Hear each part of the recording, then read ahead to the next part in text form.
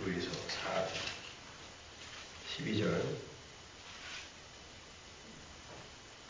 하나님의 말씀은 살아있고 활력이 있어 좌우에 달서는 어떤 것보다도 예리하여 혼과 영과 및 관절과 골수를 찔러 쪼개기까지 하며 또 마음의 생각과 뜻을 판단하나니 지으신 것이 하나도 그 앞에 나타나지 않음이 없고 우리의 결산을 받으실 이의 눈앞에 만물이 벌거벗은 것 같이 드러나느니라. 여러분이 너무 잘 아는 그런 구절에 이제 당도를 했습니다. 자, 그 전까지는 사도 바울이 그 광야에서 이제 순종하지 않음으로 멸망을 당한 사람들에 대한 경고를 함으로 해서 그 순종이 과연 무엇인지를 설명하죠. 순종은 믿음이라고 했습니다. 그렇죠? 뭐 몇 가지 율법의 항목들을 이렇게 지켜내는 게 순종이 아니라 완전히 자기를 다 비워내는 것이 순종이고, 그래야 이제 믿음이라는 것이 그 의미가 성립이 되잖아요. 그죠? 믿음이 뭐예요? 믿음이 우리에게 선물로 주어졌다는 건 믿을 수 없다는 거죠. 우리는요. 네? 믿을 수 없다는 거예요. 근데 이제 잘 보시면요. 하나님의 말씀이 살았고 운동력이 있어서 좌우에 날선 검으로 우리의 관절과 골수와 뼈까지 쪼개낸다 그래요. 그러면은 말씀이 왜 우리를 쪼갤까요? 뭐 하려고? 하나님의 말씀은 뭐를 하는 거예요? 우리가 요한복음에서도 봤고 창세기에서도 봤고, 하나님의 말씀은 창조 사역을 하는 거죠. 근데 하나님의 백성이 아닌 이들에게 말씀이 들어가서 관절과 골수와 모든 것을 이렇게 쪼개낼 수 있어요, 없어요?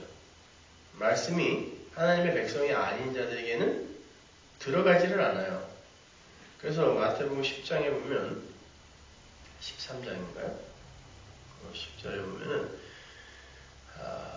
예수님이 그러죠. 말씀을 듣는 것이 너희에게는 허락되었지만 너희 이외의 다른 이들에게는 허락되지 않았다 그래요.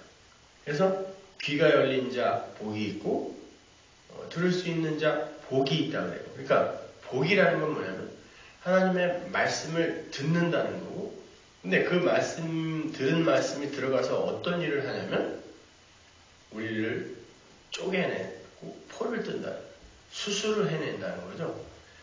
그런데 그게 바로 새 창조라는 그 뜻이에요. 그러면 새 창조라는 건 뭔가?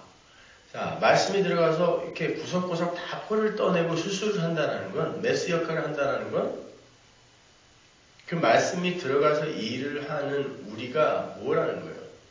죽을 병에 걸렸다는 뜻이에요.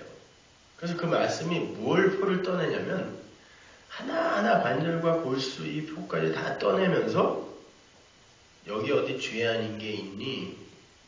라고 던진다는. 그래서 히브리서 지금 요 말씀에 대한 요 이야기가 이스라엘의 광야 이야기에 붙어 있는 거예요. 지금 이 이야기가 뭐였어요? 그 앞에 내용들이 광야에서 이스라엘에게 하나님이 율법을 주신 이유에 대해서 이야기하잖아요. 근데 그들이 순종하지 못해서 결국은 모두 죽을 자로 폭로가 됐죠. 그 이야기를 요 두 절로 다시 한번 요약하는 거죠. 그러니까 우리에게 말씀이 주어졌다는 건 우리가 얼마나 죄인인지를 깨닫게 하고 자각하게 하는 용도로 주어진 거지, 이스라엘에게 그 말씀을 다 지켜내라고 주어진 게 아니에요. 그걸 여러분이 잘 이해하셔야 됩니다. 순종이라는 걸 오늘날 그 개혁교회에서도 많이 곡해를 해서, 어제도 제가 신학교 교수님들 그 강의를 몇 개를 이제 찾아서 들어봤더니 참 정말 오고통제라. 이 로마서나 바울의 서신을 전부 성화로만 결론을 내는데 그 어떤 곳에도 하나님의 은혜가 드러나지 않아요. 그런데 이제 한국 교회, 신학교의 마지막 보루라고 하는 신학교의 신학생들이 아멘하느라고 앉아있는 거죠. 여러분, 하나님께서 이스라엘을 애굽에서 끄집어내서 굳이 율법을 또 준 건 하나님이 지금 이걸 지키면 내가 광야에서 살려주고 안 지키면 죽이겠다라는 게 아니라, 왜냐면 하나님이 일단 시작하신 거는 하나님이 실패할 수 없단 말이에요. 그러니까 그건 하나의 모형이에요. 그림. 우리는 이번 주일 설교를 우리는 하나님의 스케치북이다라는 그런 그 내용으로 이제 제목을 잡았는데, 여러분의 인생과 역사는 하나님이 묵시를 그려내는 스케치북이라니까요. 그러니까 거기에서 누가 천국 가고 지옥 가고 이건 우리의 관심사가 되어서는 안 돼요. 그러니까 광야에서 죽은 이스라엘이 다 지옥 갔느냐? 아니에요. 그래서 우리가 지난주에 배웠죠. 로마서에서. 그들이 말씀을 맡았는데도 하나님을 순종하지 않더라. 근데 다 순종하지 않은 게 아니에요. 예수님이 오실 때 안나나 이런 예수님을 기다리던 이들이 있었어요. 그리고는 예수님을 보더니 야, 이제 하나님이 나를 이제 저 천국의 안식으로 부르시는구나. 하나님 이제 빨리 죽여주세요. 그런 사람이 있었단 말입니다. 거기다가 유대인들 예루살렘에 수만 명이 예수를 믿었단 말이에요. 야고보가 얘기하잖아요. 그러니까 누가 천국 가고 지옥 가고 이거는 여러분이 생각할 게 아니에요.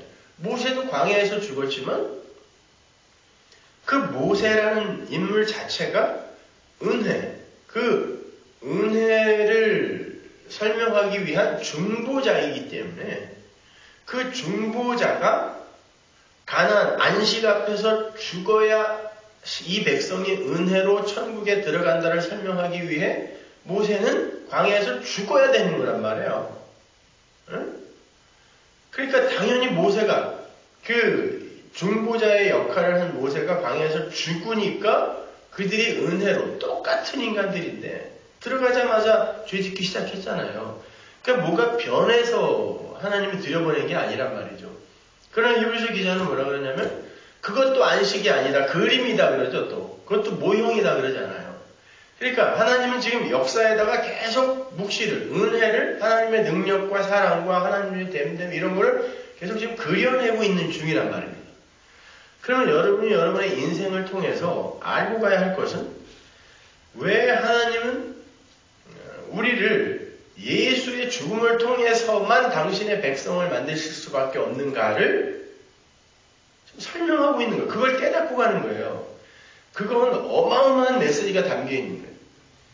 여러분은 죽은 흙이었는데도 불구하고 하나님과 함께 사는 하나님 나라에서 야, 내가 참 괜찮은 존재구나. 하나님과 견주어서도 굉장히 괜찮은 존재구나. 라는 지점까지 하나님이 끌어올리시겠다는 이야기예요. 근데 그렇게 야, 내가 굉장히 괜찮은 존재구나 라고 이렇게 여길 만큼 그런데 그게 하나님과 동행하는 하나님의 가족인데 거기에서 반드시 그들이 알아야 될 게 뭐냐면 너는 네 존재됨과 너의 능력과 어떤 됨됨이가 네 안에서 생산해 낸 게 아니다라는 걸 여기에서 배우고 가는 거란 말이에요. 그걸 가르쳐줘야 할 만큼 우리는 천국에서 엄청난 존재로 살게 된다는 것이 성경의 진술이란 말입니다. 그러면 그들이 이 세상에서 알아야 할 게 뭐냐면 그 말씀에 의해 내가 얼마나 불가능한 존재인지를 포를 떠서 말씀이 던져지면 그게 그렇게 드러나야 되는 거란 말이죠. 그러니까 설교를 잘한다는 건 인간이 얼마나 죄인이라는 걸 얼마나 잘 드러내주는가가 말씀을 잘 전하는 거예요. 왜냐면 말씀의 역할이 그거니까. 살아서 운동력이 있어 새로운 존재로 창조해낸다는 건 말씀의 역할이 그거잖아요. 네? 그건 잠언에서부터 나온 거 아닙니까? 말씀의 역할이 새 창조인데 새 창조가 우리를 뒤집어 엎어서 다 포를 떠낸다는 건 새롭게 창조되는 하나님의 그 새로운 피조물들은 나는 하나님의 은혜가 아니면 존재일 수도 없군요를 알고 가는 거예요. 그래서 말씀이 들어가서 포를 떠내면서 우리는 이런 존재구나.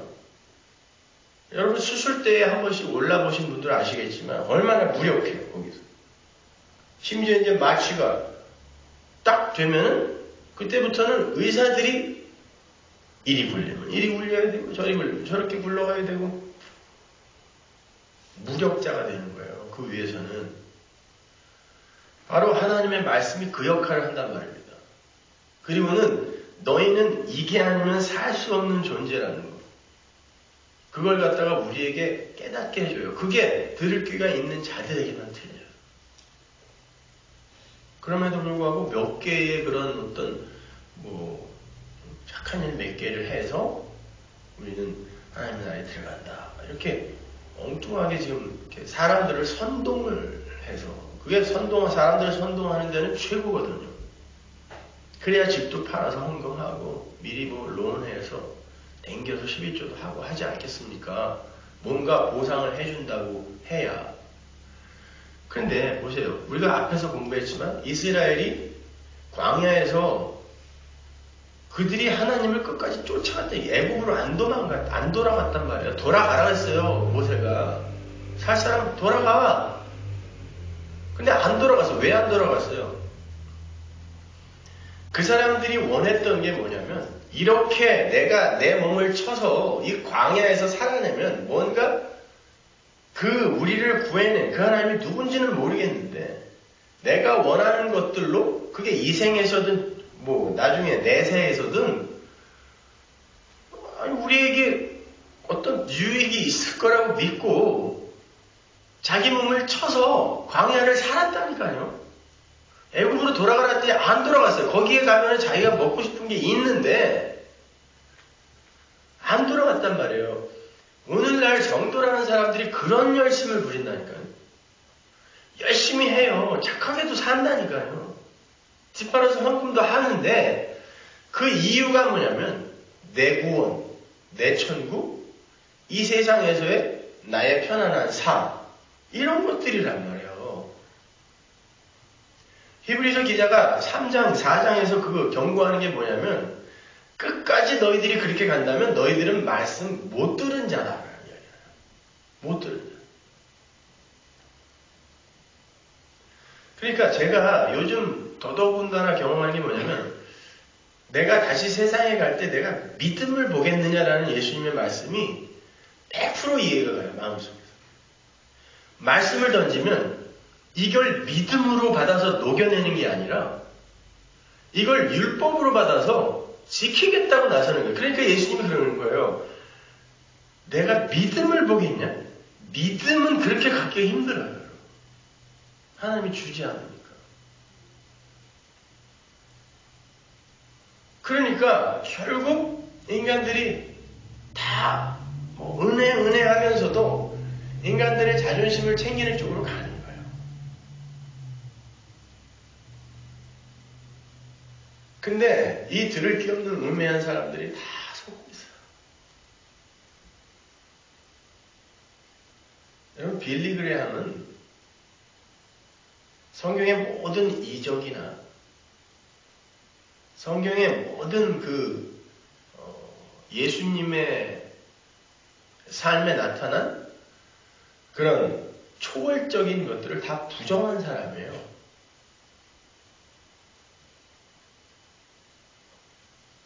그걸 로버트 슐러하고 TV에 나와서 대담을 한 사람입니다. 그것도 60년도에. C.S. 루이스? 여러분 그 사람 천국 지옥 안 믿는 사람이에요. 나니아 연대기니 뭐니 해서 사람들 열광하고 순전한 기독교니. C.S. 루이스의 제자가 J.I. 패커하고 존 스터트예요. 그래서 존 스터트가 나중에 지옥 없다 그랬죠? 지옥이 어디냐?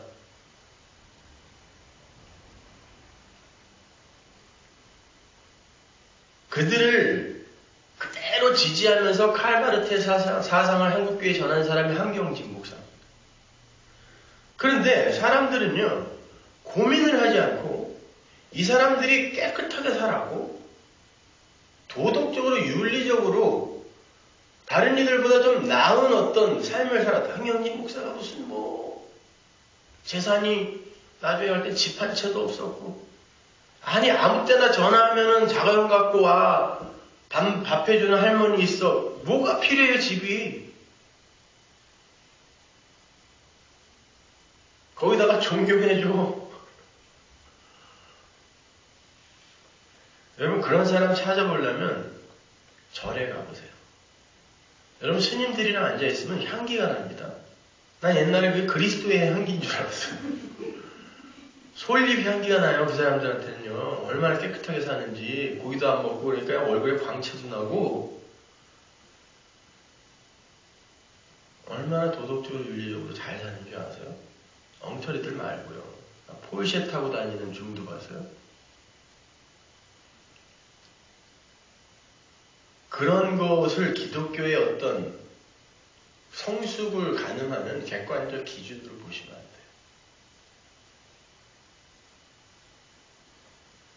오늘날 나는 훌륭한 기독교인이고 기독교의 개혁에 앞장서는 사람이다라는 신학자들이나 목사들이 존경하는 이들이 다 누굽니까? 그 사람들 아니야. 존 스토트 결혼도 안 했고 C.S. 루이스 같은 사람 얼마나 어마어마한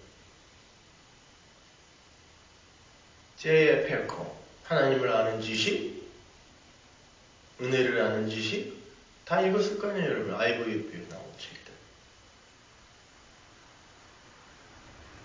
오늘날 가장 위대한 선교자라고 칭송받는 빌리 그레이엄. 왜 로이드 존스 목사가 끝까지 빌리 그레이엄하고 같은 강대상에 안 섰는 줄 아세요? 굉장히 친한 친구였음에도 불구하고 너랑 나랑 가는 길이 다르다 그래서 한 번도 같은 강대상에서 설교를 안 했어요.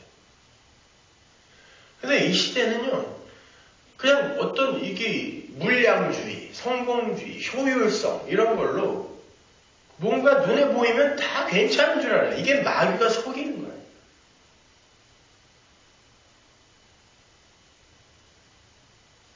그러니까 이단들이 우리 교회에 쓱 들어와가지고 야, 저기 말씀을 전하는 목사 받아서 저렇게 사랑도 없고 저기 말씀을 제대로 전하는 인간이면 저렇게 사랑이 없겠냐? 차갑겠냐?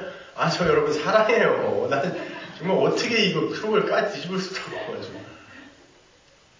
아니, 어떻게 해야 사랑하는 거야, 난? 맨날 전화해주고, 뭐, 자기야, 사랑해, 뭐, 이래야 되는 거예요? 아니, 이분들이 정말 천국에서 나와 함께 영혼을 함께 살았으면 좋겠다라고 해서 하나하나 얼굴들을 떠올리면서 열심히 공부해서 그냥 목이 터져라 외쳐주는 게 사랑이지. 밥 먹을 때 가서 인사해주고 뭐 등어리 한번 쓰다듬어 주고 뭐 이게 사랑이냐고요. 아, 그러니까 그런 쥐새끼들이 서머나 교회에 감히 들어와서 말이죠. 사람들을 살살살살 미혹하고 있다니까요. 그러니까 들을 귀가 없다라는 건 이건 정말 얼마나 이 무서운 건지 몰라요. 아니, 어떻게 우리 교회에서 무슨 세컨드 블레싱 이런 얘기가 나와요. 두 번째 성령을 받아서 이건 순복음 조용기 목사도 이제 잘 얘기 안 하는 건데 성령을 한 번 받고 이제 두 번째 받아서 그걸 갖다 기도해서 받아내야 된다는 거죠. 받아내갖고 능력 있는 기독교인의 삶을 살아야 된다. 막 살라는 게 아니라 여러분 성도는 하나님이 진짜 열심을 부려서 율법주의자처럼 때로는 그렇게 살게 하세요. 왜인 줄 아세요? 그걸 해봐야 진짜 왜 예수가 필요한지 알게 하기 때문에 막 못 살게 해요.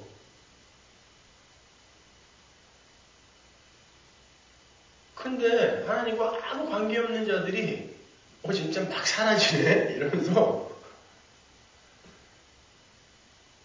그 책임 전가를 다른 애들에게 계속 돌리는 거예요. 어떻게 막 사라져요? 여러분 면허를 따서 장롱에다 넣으면 장롱 면허가 되는 건데 그래도 면허증은 있는 거죠. 근데 그 사람은 절대 차 끌고 나가면 안 돼요. 나중에라도. 여러분은 구원받았다는 건 하나님이 여러분에게 장롱면허 준 거 아니에요.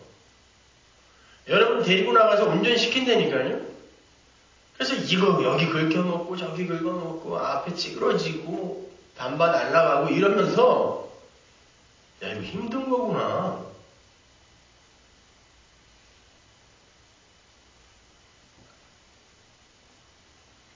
그래서 아버지께서 나에게 대리기사 붙여준 거구나 이렇게. 에? 내가 운전해서 가면 막 계속 그렇게 이질 부딪히니까 예수라는 대리기사를 붙여서 우리가 원치 않는 곳으로 머리에 띠 이분이 끌고 가는 거예요. 이걸 신앙생활이라고 그러고 그걸 구원이라고 하는 거예요. 그렇게 하나님에 의해 운전대가 잡힌 삶을 살게 되는 곳을 천국이라. 그러니까 여러분은 말씀이 여러분 안에 들어와서 여러분을 해부해서 수술을 하며 여러분의 뼛속까지 뒤집어 까가지고 거 봐. 요 안에도 죄 있지? 말씀에 의해 그렇게 해부당하셔야 되는 거죠.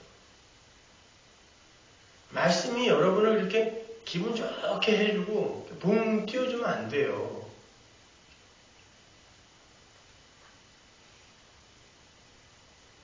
그래서 그런 사람들이 이 조엘 로스틴이나 로버트 슐러 이게 다 계보가 있다니까요. 근데 전 세계 기독교의 주류는 항상 그들이 잡고 있어요.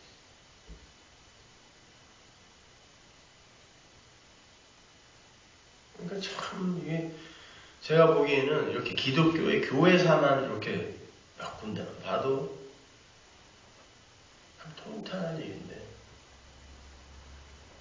어저께 샌프란시스코에서 이제 뭐 목회를 그만두신 어떤 신학자께서 전화하셨는데 84이라는데 한 2시간을 그냥 전화를 붙들고 막 아마 이제 거기에 그 TV에 저희 설교가 나가니까 몇 번을 들으시고 평생을 신학자로 사셨고 박형룡 박사, 박윤선 박사의 제자예요. 쉽게 제자, 김희연 목사님 친구. 참 대단한 분들이 있더구만요. 오늘 얘기를 하면서 아주 그냥 깜짝 놀랐어요. 저는요. 야, 이런 대단한 신학자 목자들이 있구나. 어? 그래서 얘기를 하다 나중에 막 울어요. 아니 교회가 어떻게 이렇게 됐는지 내가 텔레비 보다가 깜짝 놀라서 진짜 하나님이 이 세상을 버리셨는데 버리지 않았구나. 너무너무 그냥. 그런데 제가 없을 동안에 계속 전화를 하셨나 보더라고요. 어저께 통화가 되니까 막 우시더라고요.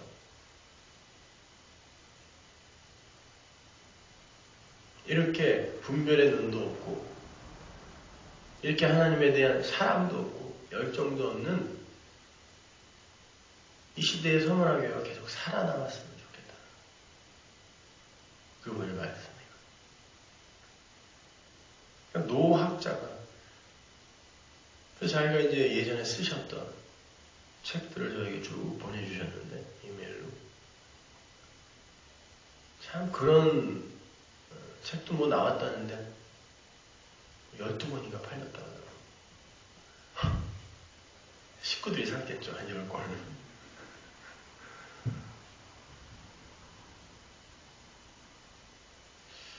여러분 정말 매일매일을 두렵고 떨리는 마음으로 사셔야 돼요. 하나님의 나라는 고독입니다.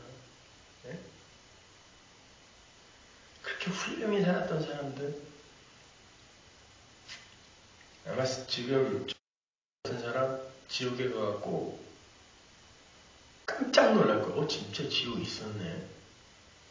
내가 뭐 하고 온 거야?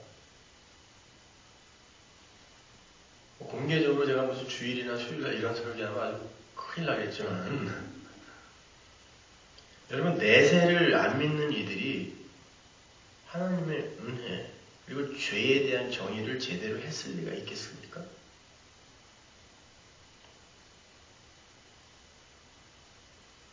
여러분 여러분 빌리 그레이엄이 평생을 설교하면서 지옥은 없습니다 라고 공개적으로 이야기하지 않았다고 해서 그의 설교가 옳다라고 생각하시면 안 돼요. 옳은 말은 누구든지 해요. 이단들도 90%는 다 옳아요. 설교 한번 들어보세요. 이만희 설교도요. 들어보면은 무릎을 칠 만큼 옳은 이야기들이 많아요. 지가 성령이라고 우기는 그 인간의 설교도.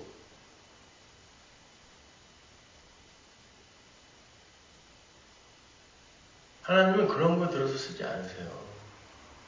하나님의 백성을 하나님에게 부르는 도구요 수단으로 잠깐 쓰실 수는 있겠지만 절대로 그게 하나님 나라를 확장시킨 게 아니에요. 지옥의 그 마귀의 세상을 오히려 확장시킨 것이 그게.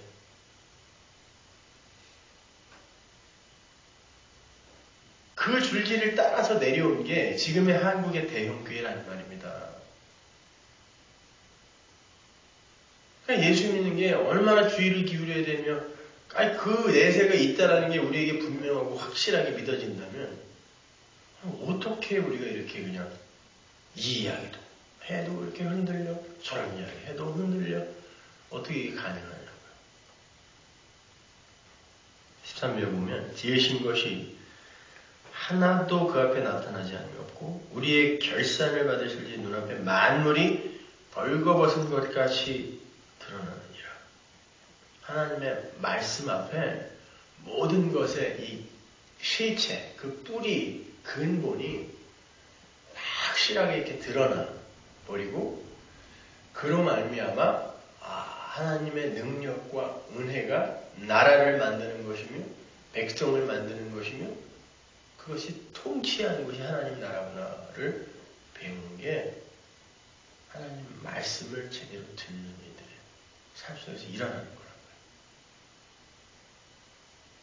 여러분은 남들보다 더 경건하고 거룩하게 살려고 하는 그런 노력들을 하게 될 거예요. 분명히요. 제가 아무리 은혜를 이야기하고 이제 여러분은 아무것도 안 하고 막 살아도 돼요. 아무리 이렇게 얘기한다 하더라도 여러분은 절대 그렇게 마음 편안하게 막 안 돼요.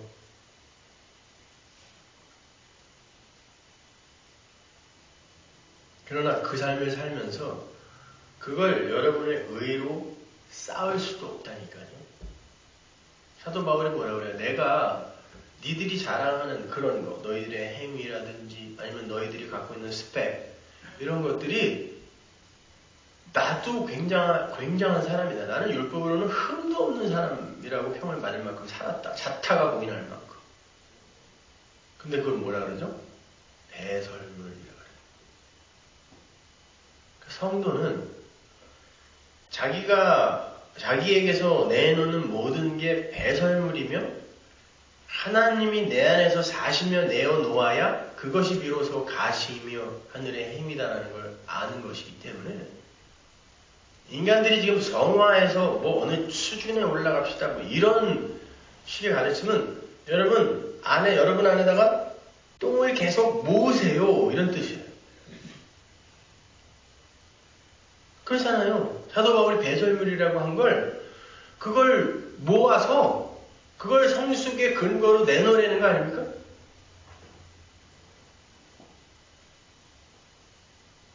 이게 오늘날 작금의 기독교 아닙니까, 지금요? 근데 그것들을 모른다니까요. 인간들의 그 실존을 고민을 안 하니까 할 수 있다라고 생각하는 거예요, 우리. 여러분 안에서 여러분도 예기치 못한 기특한 일이 나오는 건 하나님이 하시는 거예요. 뭔가를 경험케 하시는 거예요. 말씀을 맡겨서 그 말씀을 가르쳐 주시는 그 과정 속에 여러분 안에서 일어나는 거예요. 그런 일이 안 일어난다는 거 아니에요. 그래서 자꾸 성경이 모순처럼 이렇게 이야기를 하는 거죠. 믿음이라고 이야기했다가 사도 바울 보세요. 어디서는 행함이라고 얘기했다가 로마서에서도 믿음만 얘기하다가 12장부터 또 행함에 대해서 얘기하고 어떠세요? 제 말만 모순이라고 하지 말고 성경을 잘 읽어보세요. 사도들이 얼마나 모순인지. 근데 왜 그러냐면 그러한 모든 것들이 성경을 알면 그게 당연히 나온다 이런 공식을 이야기하는 게 아니라 하나님께서 여러분의 삶 속에서 그런 것들을 허락하시며 여러분에게 교훈하신 일이 반드시 일어난다. 이게 믿음과 행함이에요. 그러니까 행함, 이게 삶이죠. 이게 삶. 삶의 행위, 이게 행함이잖아요. 행함은 여러분에게 믿음이 들어가면 반드시 나오게 되는데 어떤 행함이 나오게 되냐면 그렇게 예수의 심장을 갖고 열심히 살고자 하는 그런 행함도 나오고 그러나 그런 행함 속에서도 우리는 하나님의 은혜 그리고 나의 무력함 야 어떻게 나는 이런 일을 행하면서도 또 여전히 내 자존심을 챙기고 있냐? 어떻게 남의 칭찬을 이렇게 또 바라고 있지? 그러면서 계속 그 행함으로 예수를 알게 되고 혹은 여러분이 개차반처럼 살게도 하는 그런 행함을 허락하시면서 그 속에서 천부여 의지 없어서 손들고 옵니다라는 이 깨달음의 자리, 이 지평으로 끌고도 가신단 말이에요. 그래서 믿음과 행함은 반드시 나온다는 건 여러분의 삶은 이 세상에서 게으르게 갈 수 없다는 뜻이에요. 그래서 잠언에서 지혜를 이야기하면서 창조, 새 창조의 지혜를 이야기하면서 계미를 본받으라 그러는 게 야, 니들은 배짱이처럼 그렇게 못 살아 라는 뜻이에요. 그런데 이 종교인들, 가라지들은 그 똥을 자기가 자꾸 모아서 마치 치매에 걸렸던 우리 할머니처럼 그걸 왜 모아서 장판에다가 밑에다가 쌓아놓냐 그거를. 맨정신인 사람이 봤을 때는 저게 무슨 바보 같은 짓인가. 들을 귀가 있고 볼 눈이 있는 이들은 바로 그런 종교인들의 삶이 그렇게 보여야 된다니까요. 근데 그걸 못 보는 게 무슨 신앙이냐고요. 네? 그러니까 여러분들 정신 차리시란 말이에요. 아니, 누가 다른 얘기를 설명없이 와서 하거든. 나 성경 참 많이 알아요. 응? 내가 목사들 가르쳤어 이러고 그러거든. 거기다 대응하지 말고 저한테 데리고 오시라니까요. 일단 그래서 같이 얘기해보면 알 거 아니에요. 예? 사실 우리 목사는 아직 이 정도까지는 모르기 때문에 내가 이 정도는 이건 내가 더 가르쳐줄게. 이런 사람도 있잖아요. 지금 우리 교회에. 예? 그 사람들을 여러분들이 대응하려고 하지 말고 저한테 데리고 오세요. 제가 헬라어, 히브리어, 파싱까지 해서 아주 그 앞에서 가르쳐줄 테니까 그 사람한테. 그게 무슨 뜻인지. 왜 그런 사람들한테 솔깃해갖고 넘어가냔 말이에요. 그건 여태까지 자기들이 그냥 갖고 있던 걸 해체하지 않고 자기 거에다가 또덕또덕 붙여놓은 거죠. 네? 바닷가에 가면 무슨 조개, 홍합 이런 거 그 바위에 덕지덕지 붙여놓은 그 지저분한 그런 모습인 거예요. 자기 걸 해체하지 않고 그동안 잘못됐던 것들을 그냥 갖고 있으면서 거기다가 자기가 듣고 싶은 얘기만 이렇게 덕지덕지 붙여놓는 거예요. 나는 깜짝 놀란 게 우리 교회 5, 6년 있었던 사람들도요. 제가 불과 몇 주 전에 한 설교의 이야기에 예화를 해도 야 목사님은 어떻게 그런 걸 생각해내세요 이래요. 내가 며칠 전에 얘기한 건데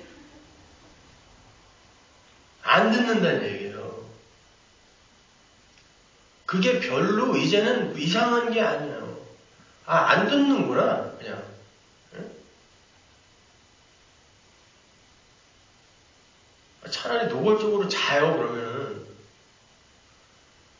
한 잔을 척 하면서 그냥 나는 그게 이해한다고 고개 끄덕이는 건 줄 알았어. 그렇게 그렇죠? 그랬더니 이게 좋은 거였더라고 보니까. 어쩌면 그렇게 안 들어요. 그렇게 귀가 열리질 않아요. 여러분 성경은 어려운 거 하나도 없어요. 예수와 은혜 위에 그리고 우리가 어떻게 하나님의 백성이 되었는가를 깨닫게 해주는 그 이야기 외에는 아무것도 없어요. 아무것도. 네? 그러니까 절대 엉뚱한 거에 속지 마세요. 제발 세상을 바라보는 눈을 좀 똑바로 가지려고 애를 쓰세요. 책을 하나 읽으셔도 좀 분별을 하면서 잘 읽어보세요. 사람들이 자꾸 저에게 무슨 추천도서 이런 거 해달라고 그냥 자꾸 찾아오고 그러는데 내가 함부로 책을 소개 못 해주는 게 책을 소개해줘도 그걸 그 진의대로 읽어내는 사람들이 별로 없으니까 그냥 내가 설교한 거나 그 책이나 좀 열심히 읽고 공부를 좀 하면 내가 나중에 읽어도 되겠다 싶으면 이것저것 소개해 줄게요. 제가 이런 마음으로 함부로 책을 못 소개시켜주는 거예요. 그러면 그냥 금방 달려가서 사는 게 전부 존 스토트나 제 베커 이런 거. 왜냐면 유명하니까. 엉터리. 다 자유주의 신학자들이거든요. 몰트만이나 다 그 부류예요. 그러니까 개혁교회에서도 칼바르트 가르치는 사람도 있고 어떤 쪽에서는 또 칼바르트 아니다. 자기들끼리 지금 이렇게 무왕정. 여러분 한국교회에서 여태까지 칼바르트를 해석해낸 사람이 단 한 사람도 없어요. 그러면 한국교회 신학의 수준이 어느 정도인지 아시겠죠, 여러분? 한 인물을 해석해낸 사람이 단 한 사람도 없단 말입니다. 그 어떤 신학자도.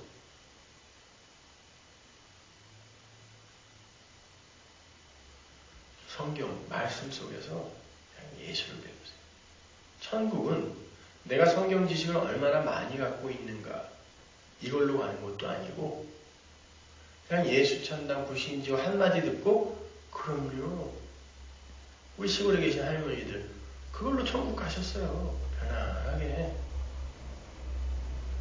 뭐 그렇게 개뿔이나 많이 알아야 되냐고 우리가. 저는 저에게 맡겨진 사명 때문에 성경을 논리적으로 분석하는 것이고 이렇게 해야만 설교를 잘하는 것이다라고 그렇게 말씀드리는 거 아니에요. 저는 신학생들이나 목회자들에게 많은 인포메이션을 전하기 위해서 그래서 여러분들이 오히려 지금 희생당하는 거고 저는 후배들한테 좋은 참고서를 남겨주고 싶어요. 그래서 그러는 거고 여러분은 이런 거 다 몰라도 돼요. 그렇다고 또 그냥 대충대충 들으라는 얘기는 아니고 거기서 예수만 알아들으시면 돼요. 은혜만 알아들으시면 돼요. 응? 그리고 그 예수를 사랑하시면 끝. 예수도 사랑하지 않는 인간들이 순종하겠다고 그냥 속으로 이를 빡빡 깔면서 그래 이렇게 순종해주면은 이 만나 말고 뭔가 주겠지. 어떻게 40년간 만나만 주겠어? 아니 그거밖에 안 줘요. 말씀밖에. 오늘 새벽에 와서 말라길에 있다 보니까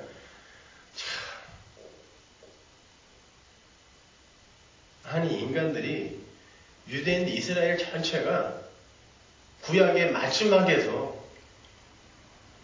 결론으로 내놓은 게 뭐냐면 당신이 언제 우리 사랑했습니까? 뭘 근거로 그렇게 따진 거죠? 맨날 포로로 잡혀가게 하고 아니 하나님의 백성이라면 아수르나 바벨론보다 더 잘 살게 해줘야 되는데 걔네들이 세계 최고의 강국이고 우리는 맨날 뚫겨 맞아. 참고 참아봤는데 이 구약의 마지막까지 왔는데도 여전히 그 모습이네. 그러니까 말라기에서 이스라엘이 그러죠. 당신이 언제 우리 사랑했습니까? 여러분. 그들이 얼마나 열심히 순종했습니까?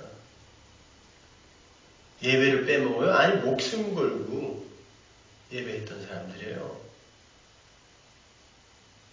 그 사람들이야말로 최초로 지파라 헌금했던 사람들 아닙니까? 초대교회 때부터 보세요. 하나니아와 삽비라.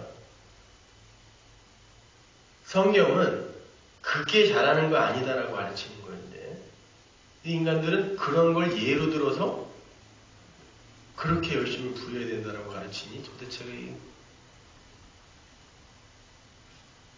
아니 지파라서 헌금도 해보세요. 해보고 그 헌금을 한 나를 내가 얼마나 칭찬하는지 한번 경험해 보세요. 또 그 돈 아깝게 쓰여진 거 아니에요. 그거 어디다 쓰여줘도 돼요. 어떤 도둑놈이 들어와서 훔쳐가도 괜찮아. 그 헌금 잘하는 건데 만약에 그거 알았다면 뭐 어떻게 쓰여야 교회 돈이 잘 쓰이는 거예요? 여러분 한번 생각해 보세요. 어떻게 해야 잘 쓰이는 거예요? 불쌍하고 가난한 사람들 도와주는 데 써야? 아니면 선교하는 데 써야? 어떤 예수를 선교하냐고. 불쌍하고 가난한 사람들 밥 한 술 더 먹게 해주면 그 사람들이 천국 가나요? 그걸로? 그리고 하나님이 그 일을 칭찬해 줍니까? 주여 주여 우리가 했는데 왜 안 했다 그러세요? 그 사람들이 그 일을 했거든요. 내가 불쌍한 사람들 돕고 일주일에 2번 금식했고 그걸로 구제하고 섬기고 다 했는데 하나님이 그걸 카운트 안 해주세요. 어떻게 써야지 잘 쓰이는 거예요? 내가 한 그 헌금으로 내가 예수를 알고 은혜를 알면 잘 쓰이는 거예요. 그거 진짜 헌금이에요. 헌금은 내가 가진 뭘 하나님께 이렇게 나눠드리는 게 아니라 나를 예수라는 헌금으로 사버리신 예수가 나 때문에 헌금으로 드려진 거 아니에요. 하나님에 의해. 그게 11조 아닙니까? 그죠? 사진, 하나님에게 이제 하나님이 사신받은 나를 내가 저는 하나님께 맞습니다. 라고 사람들이 목숨처럼 여기는 걸 버리는 걸 헌금이라고 해요.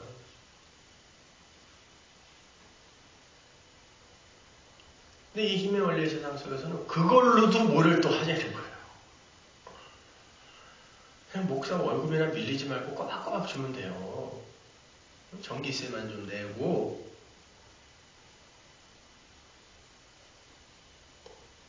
그리고 진짜 뭐 어떤 일을 우리가 크게 한번 합의하여 하면서 또 은혜를 배우고 그러면 되는 거예요. 응? 저 아래 어떤 교회에서 무슨 뭐 재정 맡은 사람이 그걸로 헌금을 받고 몇십만 불 마약을 사서 홀랑 날렸다고. 그 일을 통해 하나님의 백성들은 배우는 이들이 있어요.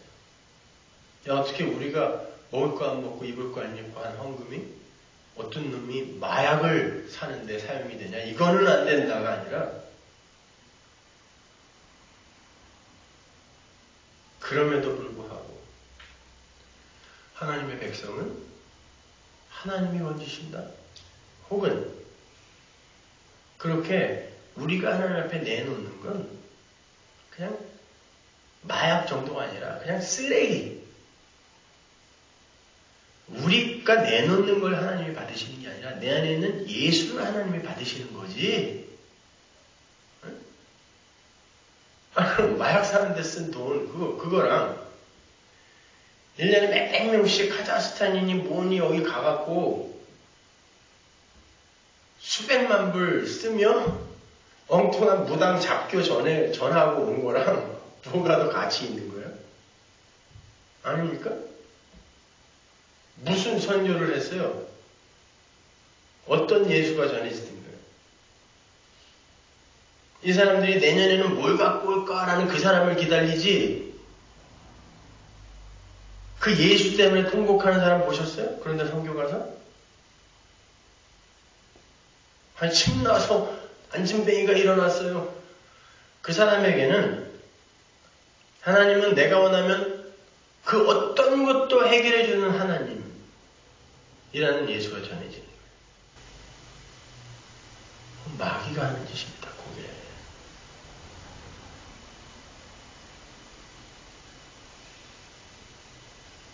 여러분 마음을 열고 하나님께 정말 내 눈과 귀를 열어 하나님의 음성을 들려달라고 말씀을 통하여 하나님의 음성을 내 심장에 들려달라고 기도하세요. 그게 가장 중요한 거예요. 다른 거 없어요. 그러다 보면 내가 포기되어지고 내가 그렇게 죄인 중에 괴수로 나에게 자각이 되면 여러분이 이렇게 애써서 하려고 했던 착한 일들이 조금씩 나오게 돼 있어요. 말씀은 여러분의 관절과 골수를 쪼개내는 거라는 거 잊지 잊지 마시고 그 말씀 앞에서 여러분의 실체를 올바로 인정하세요. 그리고 예수께 매달리세요. 눈물 콧물 흘리면서 진짜 부르짖으며 예수를 부르십시오. 기도하겠습니다. 하나님을 늘 감사합니다. 아버지 하나님, 그렇게 하나님의 말씀은 우리를 불편하게 하고 우리의 주인됨을 드러내는 것이라고 했는데, 하나님 오늘날 말씀은 도덕을 강조하고 윤리를 강조하며 사람다운 삶을 독려하고 있는 수준에 멈춰 있어요. 그런데 그러한 것들을 듣고 그걸 행하는 것이 바로 올바른 신앙인의 삶이라고 착각하며 이렇게 예수를 사랑하지 않는 자들의 엉터리 열심들이 오늘날 교회라는 것을 가득 채우고 있지 않습니까? 하나님, 우리의 주인됨의 자각으로 인해 통곡하게 하시고 그걸로 인해 하나님의 도우심을 구하는 부르짖음이 우리 교회에 있게 하여 주옵소서. 눈과 귀를 열으셔서 그들의 심장에 하나님의 새 언약을 새겨주옵소서. 분명 하나님께서 새 마음으로 바꾸어 그들 안에 금강석 철필로 복음을 새긴다고 하셨는데 하나님 왜 이렇게 알아듣는 이들이 없습니까? 하나님 새겨주옵소서. 그들이 살아 올라와 주위 사람들에게 성도란 누구며 증인이 누구이며 복음이 무엇인지를 입으로 삶으로 전할 수 있고 영향을 미칠 수 있는 그러한 용사들을 우리에게 눈으로 목도하게 해 주옵소서. 예수님의 이름으로 기도합니다.